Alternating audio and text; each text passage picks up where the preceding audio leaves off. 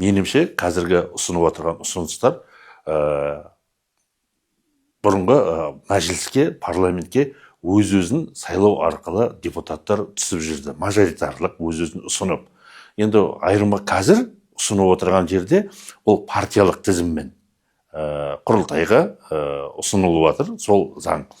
Менімше енді айырмашылық қандай боларын? Партия ұсыныс берсе, ол терең зерделеп, өзін кеңестері бар, өзін манаға бақылаушы органдары бар партияның ішіндегі, соны зерделеп, шешімін шығарып, нақты шешімін бере алады мәжіліске.